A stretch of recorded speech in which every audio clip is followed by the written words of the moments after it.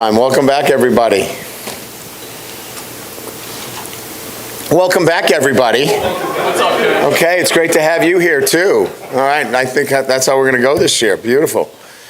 I'll open up with, the practice was, controlled today. As you can tell, we were indoors. Certainly when you have, an excited group of coaches and players that, have had a little time off. One of my biggest, concerns going into the first day is that we don't want to do too much. We want to obviously acclimatize the right way. Don't put ourselves in a position where we, get any soft tissue injuries and do too much today. So it really was just set up to, get the guys back into the structure of practice, how we practice. Thought it was good. I was really proud of the way they, were really focused on, what we asked them to do, and that's be, really understanding the technical and tactical aspects of practice. That's what we're trying to do. We're trying to lay down, the programming, so when we get to Florida State, just press play and go play fast. And so that they did a nice job today.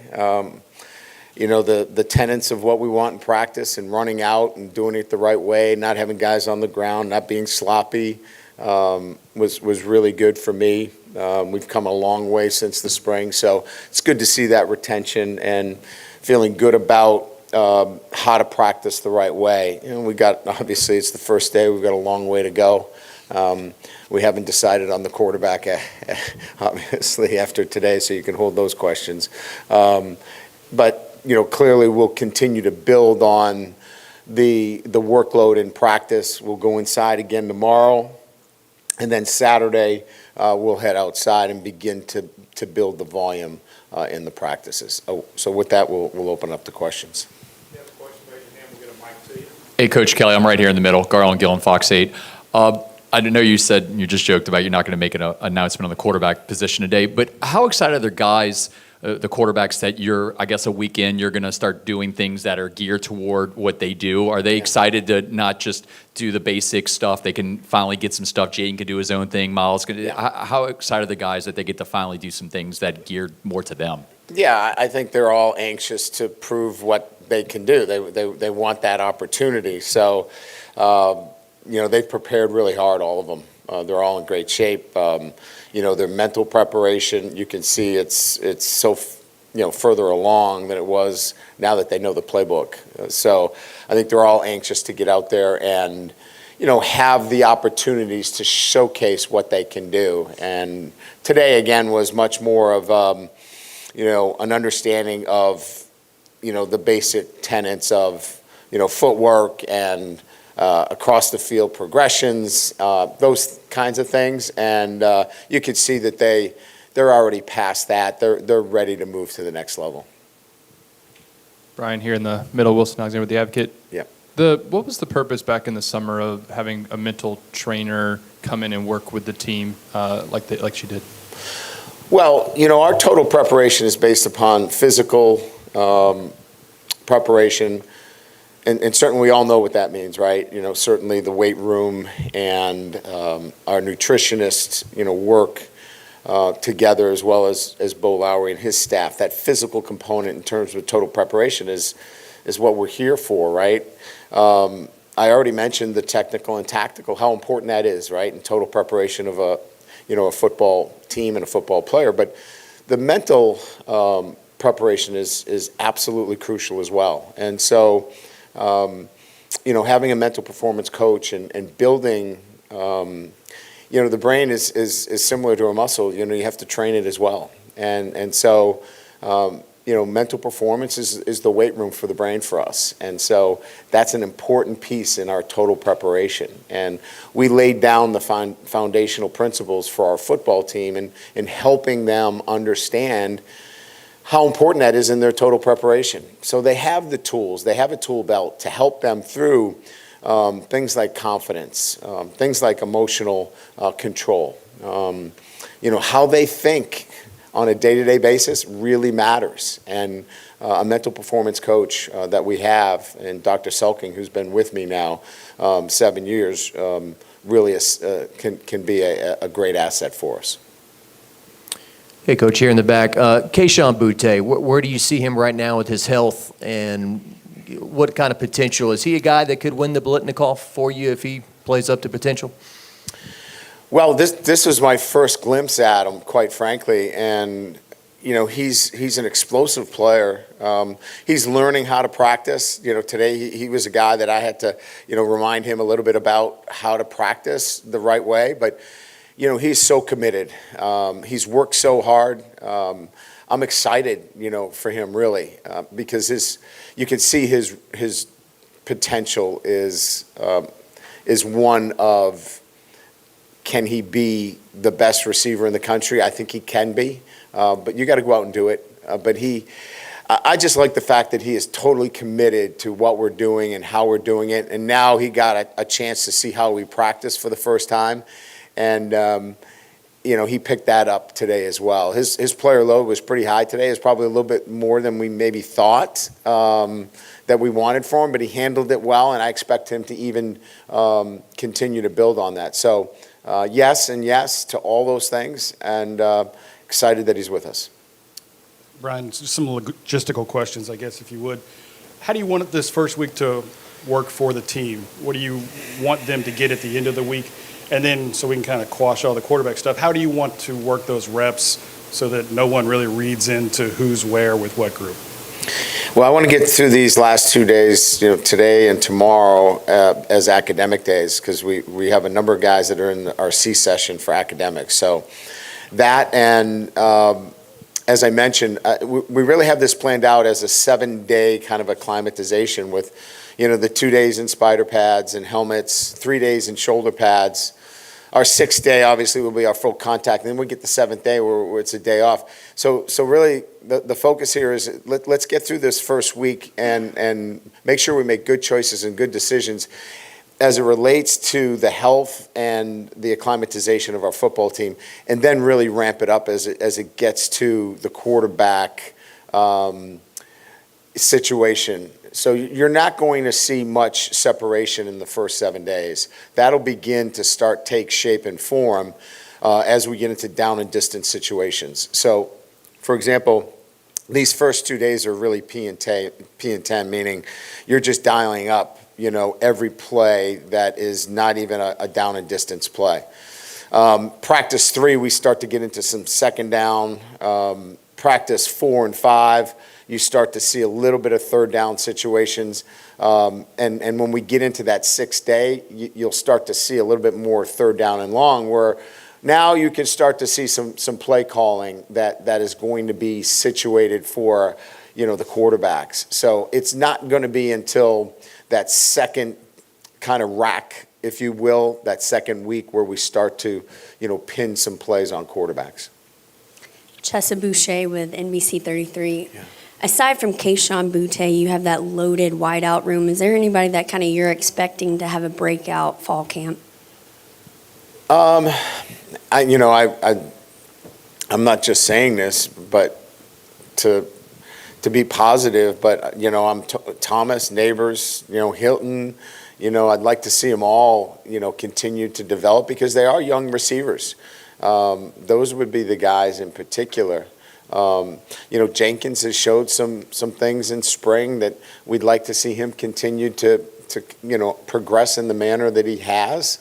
All those guys are talented, but I really think more than anything else, it's the consistency that we want to see from those guys, that they do it, play in and play out, and actually practice in and practice out. So consistency and performance is really what we're looking for with that group. If we get that, it'll be a dynamic group. Brian, are there any players who, who can't go full speed in practice right now or can't take part in drills? And also, Trey Bradford's status, didn't see him on the roster. Yeah, Trey has been separated from the university, and that's, there are Buckley, laws that I can't get into some specifics there, but he is no longer on the roster. As it relates to practice, Besh is limited. He's coming back, I think he's making the progress necessary from shin splints, and I think he'll be, available for us in the next couple of days. But he's really the only one that has the kind of limitations. I think Tolan, had the discectomy. He's making great progress.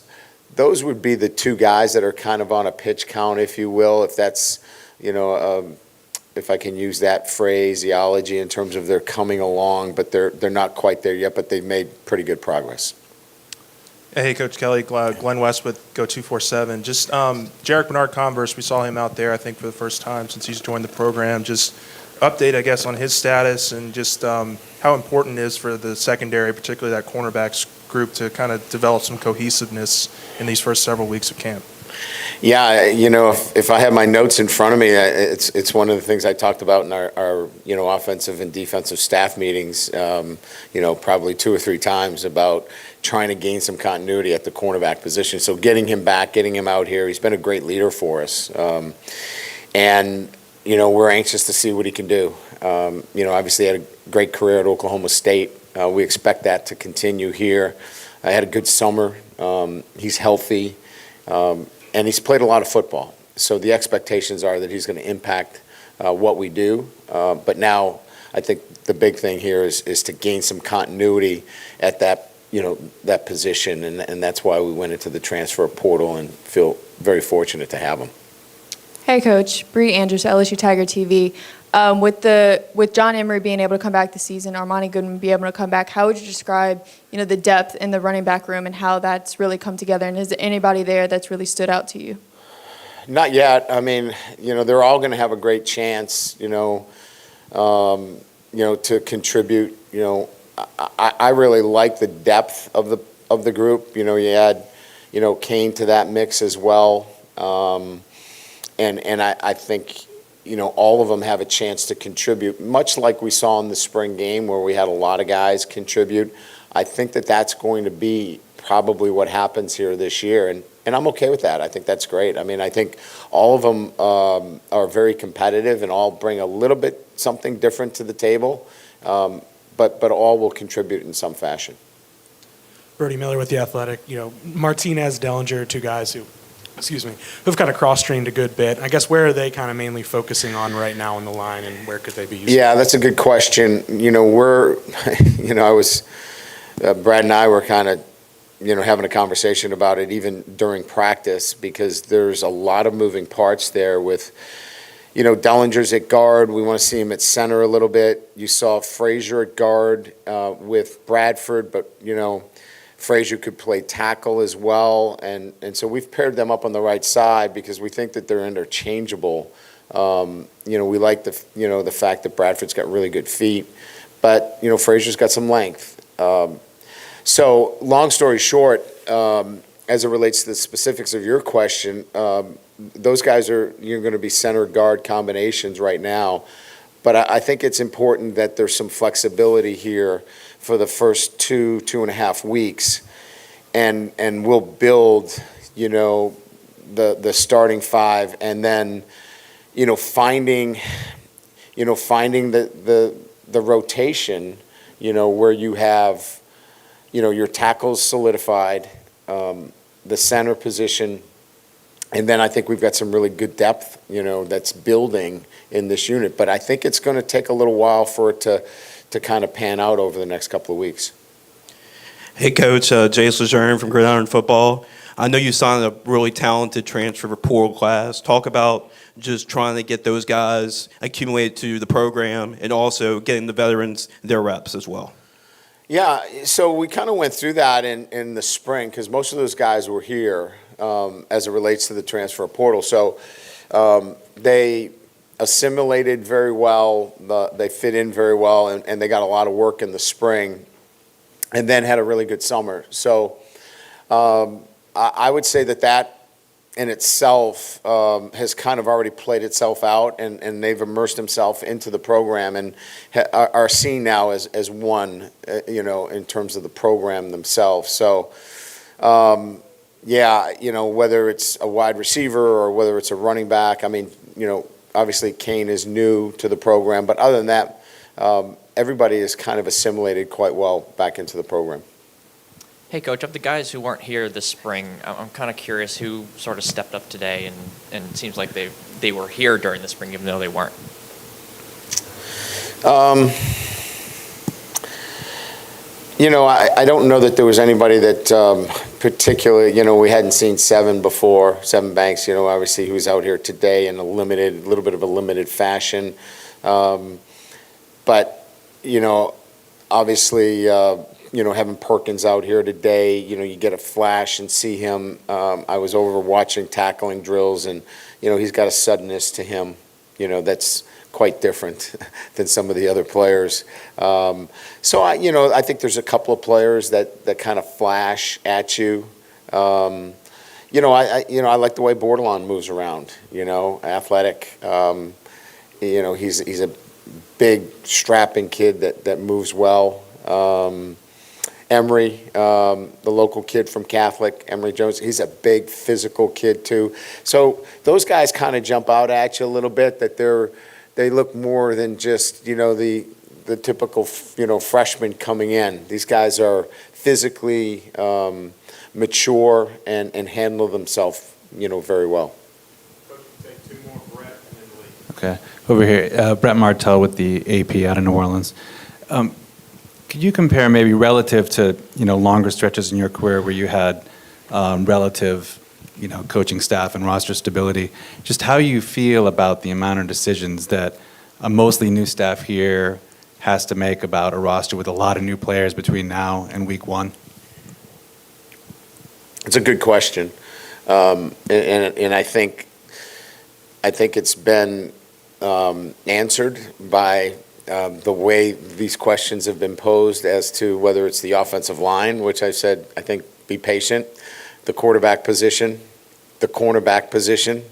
I think that those three critical areas, right? Corners, offensive line, and quarterback. A lot of good and bad things happen in those units, and there's questions that have to be answered. Now, I stand here in front of you feeling pretty good about the players that we've put together in a very short order that can go out and play at a high level in the SEC, but the fact of the matter remains, we got to figure out who those guys are. And so we're going to go through camp and have to make some tough decisions and quite frankly, rely on evaluations in camp to do that, and that's a little bit different in my years. Generally, we've had guys kind of, everyone says the depth chart, it's always open, but, you always have a guy penciled in somewhere. There's not a lot of penciling in yet. So, yes, to your questions, there's some work to be done. Coach, Leah Van, the advocate. Traditionally, the number 18 has been very special to this team. Are you looking to continue that tradition, and when do you hope to find a player to wear that jersey number? Yeah, I think the tradition is real and needs to continue. I've talked to the team about it. They believe in it as well. It's we believe that number represents somebody that brings all the traits every day. If 7 is the most talented player from the state of Louisiana, we think that 18 is the one that brings all those traits that come to that player that leads in an extraordinary manner. The attention to detail, just a great focus, represent your program in a positive way, both in the classroom, in the community, on the field. And so that's kind of what 18, means, and it's important. And so we're going to award it to a deserving player. We're just not going to do that today. But it's coming. Stay tuned. I think you guys will show up. Thank you. Appreciate it.